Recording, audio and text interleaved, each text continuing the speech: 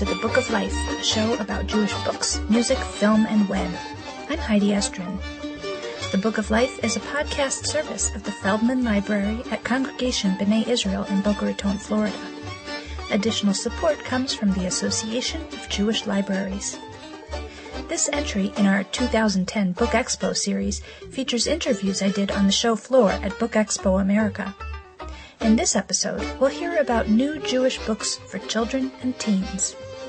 The final publisher on today's show is Tundra, and they told me about Rona Arado's new book, Mrs. Kaputnik's Pool Hall and Matzo Ball Emporium. You'll get to hear from Rona Arado herself in a future episode, because I interviewed her at Book Expo, and our Canadian correspondent, Ann Dublin, interviewed her when she got home to Toronto. So keep your eyes peeled for that one. Please do let me know what you think of this Book Expo series by posting a comment at bookoflifepodcast.com, or leave a comment on our Facebook page, or call the comments line at 561-206-2473. Now, back to the expo.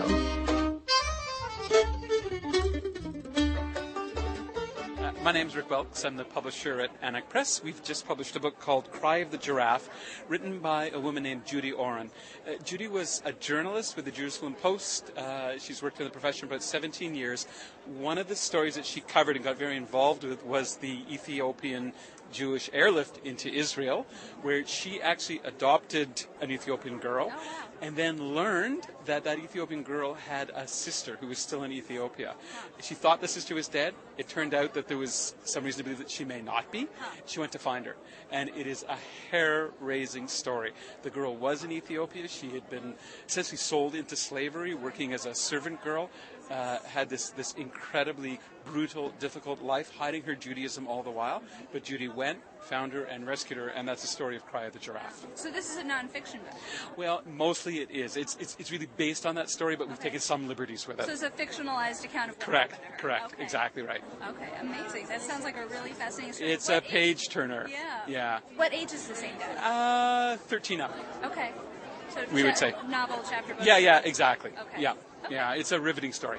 Great. Thank Good. you so much. Okay. My pleasure. I'm Karen Nagel with Blue Apple Books, senior editor, and the Hanukkah puzzles, which is a wonderful gift item. It actually is a double-sided puzzle, one image on one side, one image on the other. One image is the menorah, and the other image is family celebrating Hanukkah. And it's based on illustrations from Hanukkah Haiku, which was a National Book Award finalist, and also Sidney Taylor Award. It was notable for Sidney Taylor. Right, Notable for Sidney Taylor. And the artwork is, the text was by Harriet Seaford, and the artwork is by the inimitable Carla Gudian, and her work is absolutely gorgeous. It's folkloric and colorful, and I can honestly say there is no other puzzle like this. Not only the packaging, but I think just the beauty of the artwork. Yeah, it's great for a puzzle because it's so detailed. Right. So it's perfect for a jigsaw puzzle. How many piece jigsaw puzzle is it? I would have to say... It's a hard one, like 100 pieces or so? No. It's easier than that. Okay. I almost want to say it's 36 because okay, it's so for aimed at kids. Right, absolutely aimed at kids. But I'd also say aimed at families. So it's just something very nice. A great Hanukkah gift, a great gift to bring to a Hanukkah party. Right, and you wouldn't even have to wrap it because the box is shaped like a Star of David. It's adorable with I see a little handle. You can carry it around like a Star of David shaped purse or something. One could. Yes. One could. It's very sturdy, and the puzzle pieces are wrapped inside. So once you're done with them, you either put them back in the box, or exactly, you use it. It's a lovely purse item. Yes, it's really quite wonderful, and will look. It's just a nice way to celebrate. Yeah. Is that available coming out for this fall? Coming out for the fall. The holiday exactly. Season? Yeah. Exactly. Okay. And that also always goes hand in hand with the book Hanukkah Haiku. Right. Yeah, I just think they're really special and unique, certainly for any kind of Judaica. Now that you've done Hanukkah and Passover with this series, you're going to continue? Well, we do have a book, One Red Apple, that we also think is anything to do with the harvest and sukkah, so it certainly can be applied to that. So I think that, yes, we absolutely are thinking of going ahead. One idea that I have it would be something maybe for Holocaust Remembrance Day, so I think it might be nice to do a book related to that. Harriet and Carla are doing another book together that has to do with weddings. So although it doesn't entails all weddings, but there certainly will be mention of Hebrew weddings and... So Jewish weddings among other weddings. Exactly. Covered within that. Okay, yes. Good. Yeah, so they're a great team. Yeah, absolutely. All right, well, thank you very much. Thank you. My name is Karen Walsh from Houghton Mifflin Harcourt, and I want to tell you about Annexed, which is the powerful story of the boy Peter Van Pels who hid in the attic with Anne Frank, and it tells of their personal relationship, but also the horrific events that they experienced, and it continues on past the date when Anne's diary ends, and Peter is in the concentration camps with some of the other occupants of the annex. So it's very compelling. It's a hard read, but it's a worthwhile read, and it really is an important read. Is it nonfiction? No, it's a novel. It's a novelization. It's based on a real person. Peter Van Pels really did live in the attic, but it is a novel. So fictionalized based on his reality.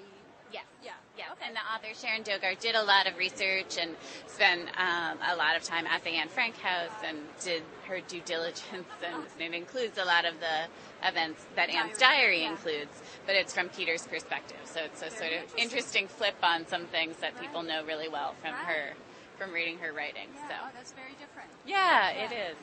It was a brave book to write, I think. Sounds like it. Are there any other Jewish interest titles you've got coming out? We do. We have a book called The Rooster Prince of Breslev, which is... Yes, I just spoke to Anne Seymour. Oh, okay, yeah. So we have that. And then we're reissuing the paperback edition of The Journey That Saved Curious George, which is the story of how Hans and Margaret Ray escaped from Paris as the Nazis came in. So that came out in hardcover a couple of years ago, and so the paperback's coming out this fall. Well, thank you very much. You're welcome. Thank you. Hi, this is Mary Cash. I'm the editorial director at Holiday House. We have available now in hardcover The Grand Mosque of Paris, the story of how Muslims rescued Jews during the Holocaust by Karen Gray Ruel and Deborah Derlin-Desay.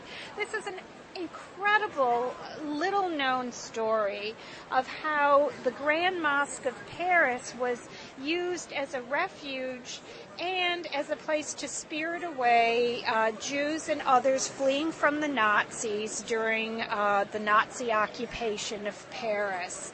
It has beautiful art. The mosque is an incredible place, and this is really a story that people very much need to hear about. On the fun side, we have The Little Red Hen and the Passover Matzah by Leslie Kimmelman, illustrated by Paul Meisel, which is a retelling of the story of the Little Red Hen with a Passover twist. It is adorable and a great deal of fun. And then in the spring we have coming The Story of Esther, a Purim tale, retold by Eric A. Kimmel and illustrated by Jill Weber, which is the traditional story but with updated art. Okay, great. Thank you very much. Hi, Heidi. It's great to see you at Book Expo.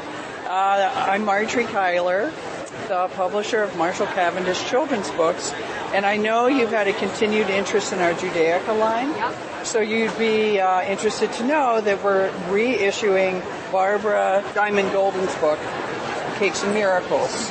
And it was published, I think, originally in 1991 with a different artist, and we considered it for our classics line.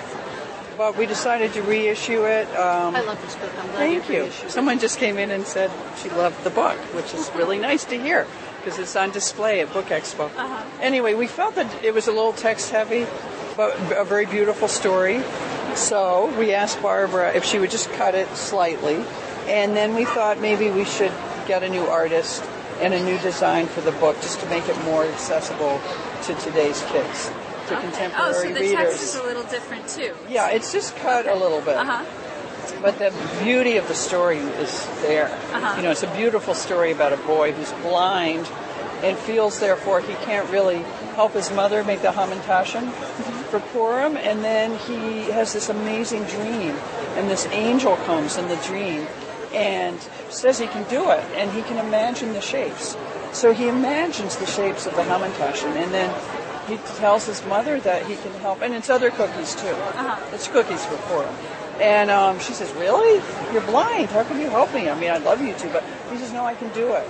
And he does it. And they take the cookies to the market, and everybody loves them. And they're beautiful, and they're kind of spiritually, really spiritually inspired. Tell about the new illustrations. They're very beautiful. They remind me of the Inside the Slidey Diner. Is that the same illustrator? A little bit. Different illustrator, I think. But I don't think she illustrated that book. I think I would have. Talk about the style there. Well, it's how you found it's quite stylized, actually. She sent in a postcard, which is just a promotional postcard to our art director.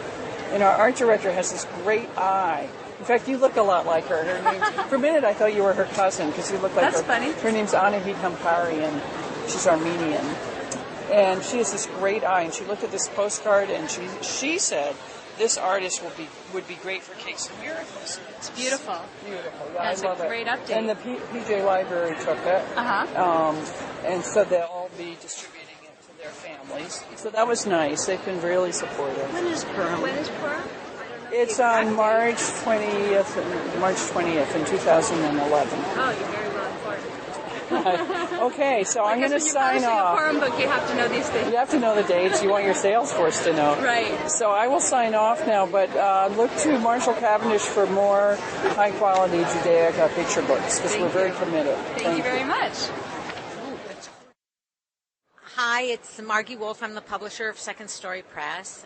We have an exciting new fall list, a couple of projects that we're really proud of. One is Restitution, which is the first adult book by Kathy Kaser, who's done books like The Secret of Gabby's Dresser, Hiding Edith, The Underground Reporters. And this is a work of non-fiction that tells the story of a family who had to leave their possessions, including their art, in Europe at the time of the Holocaust and couldn't get it back afterwards. They did escape.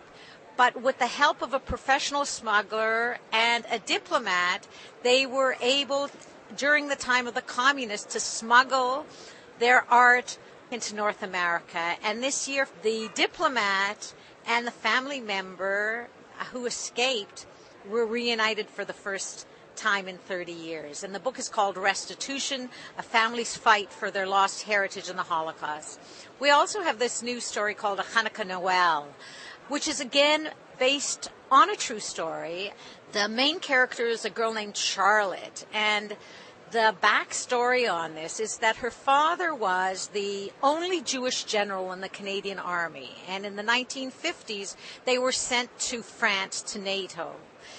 And the story is around her coming to the small town where they were the only Jewish family. And at the time, everybody was celebrating Christmas, and she so wanted to do it, but her family says, "We can't celebrate Christmas, we celebrate Hanukkah." So they came up with the idea as a different way of sharing in that, but doing for someone else, is that they would throw a Christmas for a Christian family and give it as a gift to them. The interesting part is that Charlotte, the girl, never needed to celebrate Christmas again. And so those are two of our newest Jewish titles. Very importantly, what we're doing, we have just created this massive education package to go with all of our Holocaust Remembrance series. There's a kit that can be ordered with the books in the series, plus this guide that includes lesson plans, whatever you might possibly need. It's a 600-page guide. Multiple teachers can be using it at the same time with different books. We're very excited because what's happening is that we now have not only primary and middle school principals, we have hundreds of high school principals also feeling that they can use this book with the guides now in the senior school system. So that's what we've got. I think it's terrific, and I hope you enjoy the books. Thank you so much. Okay, thank you. Hi, my name is Michelle Bayuk, and I want to talk to you about our new Jewish titles in 2010. Our first is First Rain by Charlotte Herman and illustrated by Catherine Mitter. It's about a girl and her family who moved to Israel, and Grandma stays behind. And that's kind of the basics of it. But you learn a lot about Israel, including that it's a very multicultural society. There's also this wonderful relationship between the grandmother and granddaughter, letters and emails and pictures and Dead Sea mud going back and forth. But I also think it's a wonderful way to talk about immigration without some of the emotions that run high in our country, because it's a very different face of immigration than is here. So it's a good chance to talk about what it would be like to move to another country, not know the language, not know the people, and right. how you become integrated. Right, because most of the books that we see about immigration for kids are about people coming from other countries to the United States, not the other direction. Exactly. This story would be highly politicized in Israel. It can make a highly politicized issue here feel a little less politicized, I think. And then it's also just this lovely story of a grandmother and granddaughter who have a wonderful relationship. And you learn how kids in Israel look forward to the first rain, the way kids in North America look forward to the first snow. And so it's... Right, yeah, I like that aspect also, that it's about the different climes. Exactly. But what I really liked about this book when I first saw it was that there's really no other children's picture book I can think of that's about making Aliyah, except for some older books that are about, the rescue operation of the Ethiopian Jews. Right. This is really the first thing I think I've seen for young kids about a child moving to Israel that way. And it's really just a very sweet story, because it doesn't bring into the story, and nor should it for a young children's picture book, bring into the political side. Right. It's really about a family who's always loved Israel, who's always wanted to live there, and how they go about doing that. And you learn some Hebrew words, and you get to watch them going on tiul and wearing their it doesn't say it, but they're wearing naot sandals, and if you know Israel, so it's really fun. But the illustrator is not Jewish, but she worked from a lot of pictures that the author had given her and other people had given her. So. Yeah, I also like the art. It's very friendly. Very friendly art. What else has she illustrated? She did a book for us last fall called Duck for Turkey Day, which is also a very multicultural story about a Korean American girl. Her family's going to have duck on Thanksgiving, and she's very embarrassed about it, because every project, everything they learn in school is about turkeys. And so she tries to get her mother to buy a turkey. No, we have duck. She tries to talk to her grandmother. No, we have duck. She thinks, I'll buy the turkey myself, but they go to the Korean market and there are no turkeys to buy. And then it's Thanksgiving, and she forgets all about the turkey, because after all, Thanksgiving is about family. And then she gets back to school, and when the teacher says, how was everybody's Thanksgiving? She bursts out very embarrassedly, we didn't have turkey, we had duck. And then it turns out around the room that some people had lasagna, and some people had tofurkey, and so and we got this discussion about what customs are, but what Thanksgiving is really about. And it was based on a true story that the author had, because she's a school librarian. So. Is that Jacqueline Jules? Yes, it is. Very cool. Mm-hmm. And this is by Charlotte Herman, who I know also has written some other Judaic titles. Yes. Okay, and then you've got another title to tell me about. A new book by Michelle Edwards, also illustrated by Catherine Mitter, called The Hanukkah Trike. And Gabby gets a new tricycle for Hanukkah, and they light candles, and she hears the story of the Maccabees. All very traditional Hanukkah book fare. But then she goes, and I say this book is also sort of a hidden character education book, because she goes out to ride her new tricycle, which she has named Hanukkah, and she promptly falls off. And she's afraid to get back on, but she reminds herself that the Maccabees were brave and that she should be brave like the Maccabees. So she and her dad clean up the tricycle like the Maccabees cleaned up the temple.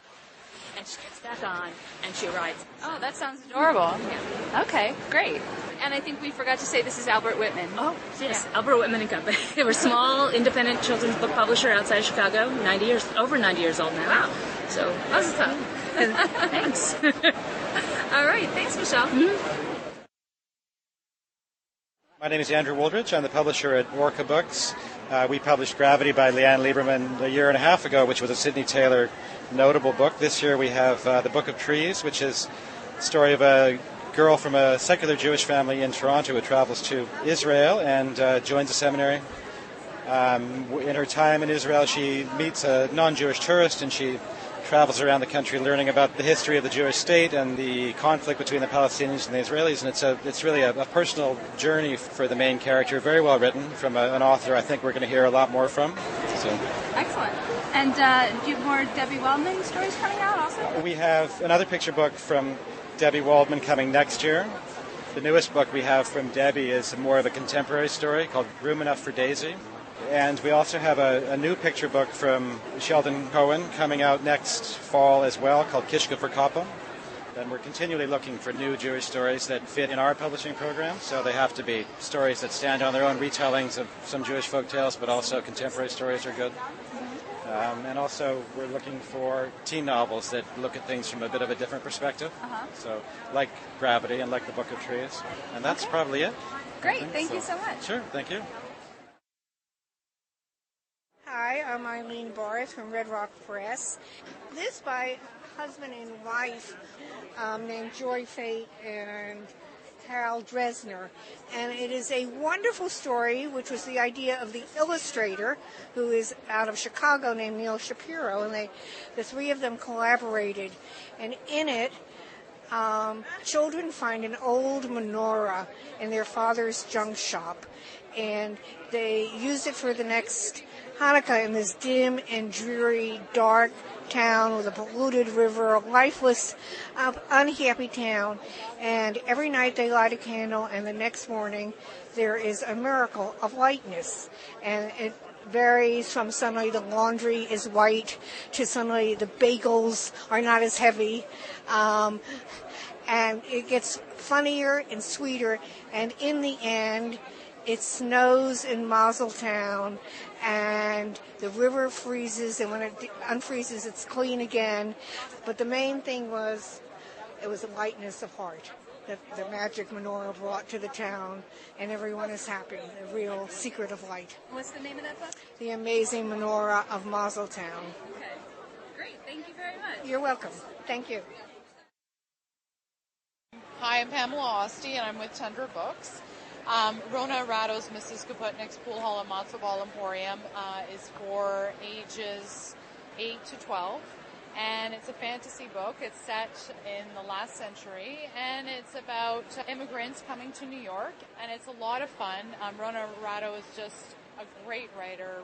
It looks like they are immigrating with their pet dragon, is that right? Yes, with their pet dragon, Tell me yes. more about that. Yeah, well, the pet dragon figures prominently in the novel, so it's got, I don't want to give too much away, Is but... the dragon Jewish too? Yeah.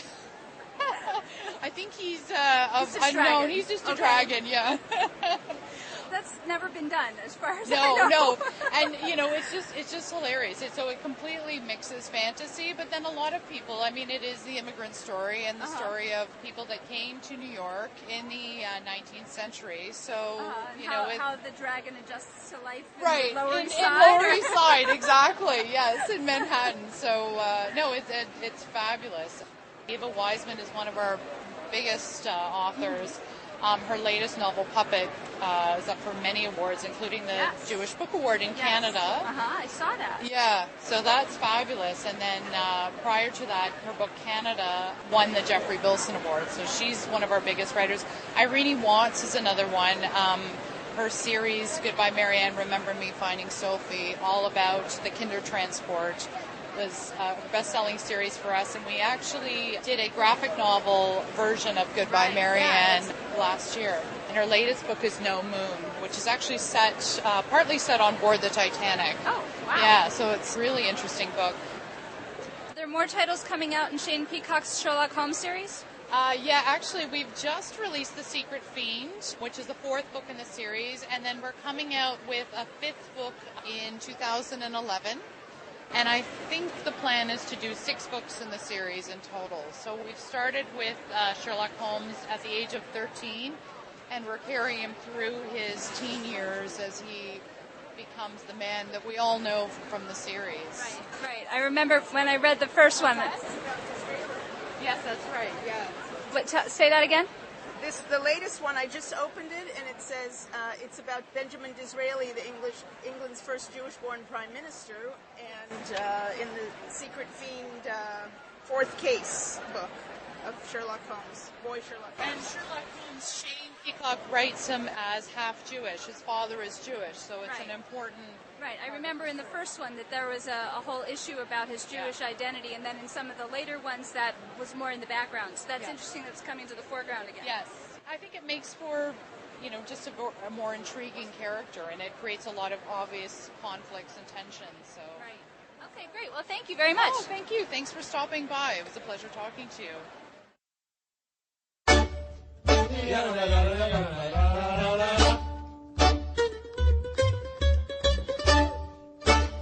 There are so many ways to connect with the Book of Life. Fan us at facebook.com/Book of Life Podcast. Follow us at twitter.com/Book of Life Pod. Email us at bookoflifepodcast@gmail.com or leave us a voicemail at 561-206-2473. You can also listen to the latest episode by phone at 916-313-3820. And, of course, find links to everything at bookoflifepodcast.com.